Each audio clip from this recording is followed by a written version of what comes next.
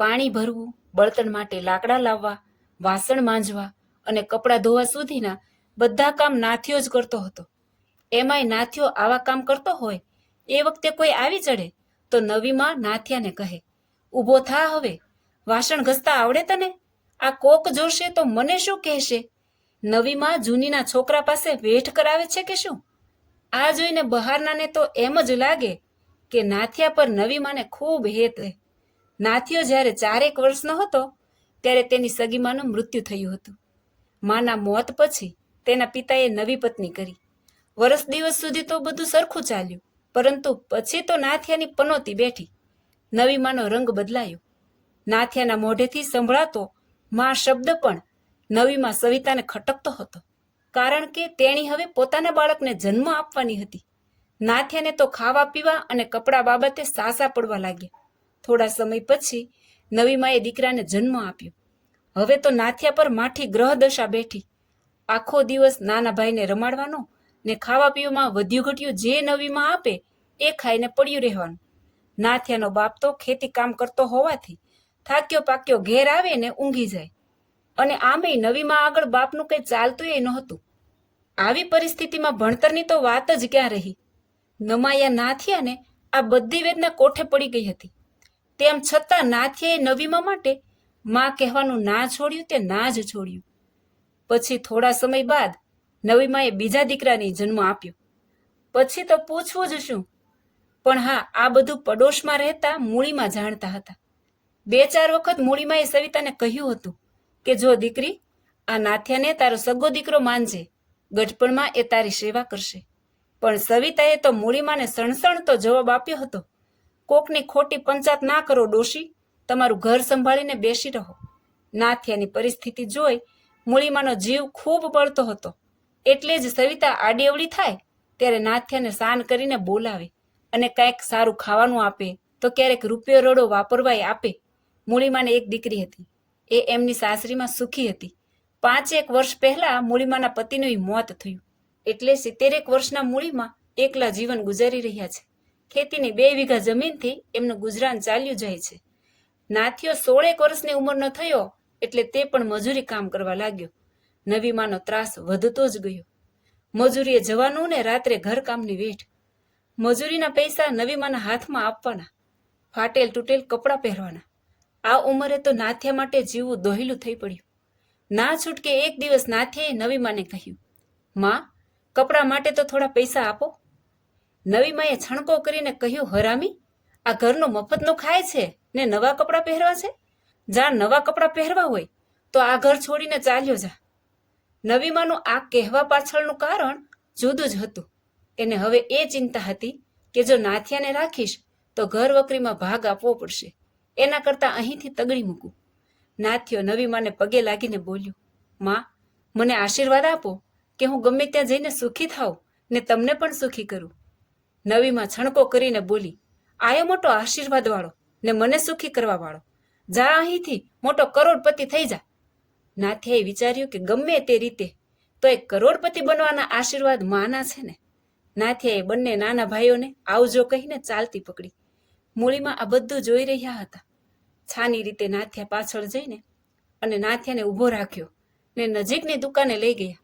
એમની પાસે રહેલ ચિઠ્ઠી દુકાનદારને આપીને કહ્યું, આ સરનામું બીજા કાગળમાં લખી આપો ને. સરનામું નાથિયાને આપીને મૂળીમાં બોલ્યા, નાથા, આ મારા જમાઈનું સરનામું છે. મુંબઈમાં એમને સારો વેપાર ચાલે છે.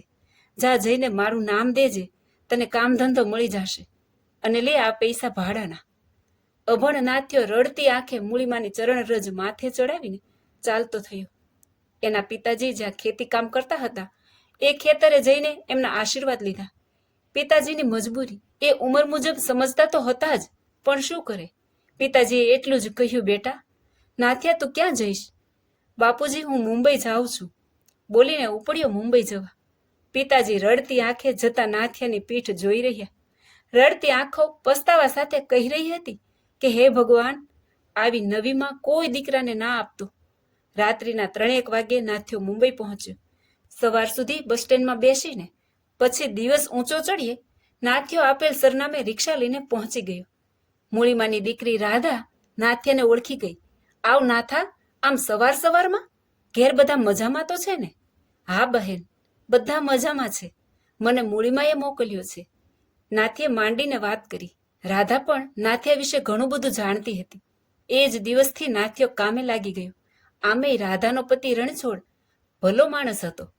તે નાથિયાને સારી રીતે રાખતો હતો. આમ સમય પસાર થતા નાથિયાની માણસાઈ તથા ઈમાનદારી જોઈ રણછોડે તેની સાથે ભાગીદારીમાં વેપાર ચાલુ કર્યો. આમ કરતા બજારમાં નાથિયાની આગવી ઓળખ થઈ. નાથિયો હવે નાથાલાલ થઈ ગયો. નાથિયાની આવી આગવી ઓળખ જોઈ એક શેઠે તેની દીકરીને નાથાલાલ સાથે પરણાવી. આમ તેનો ઘર સંસાર ચાલવા લાગ્યો.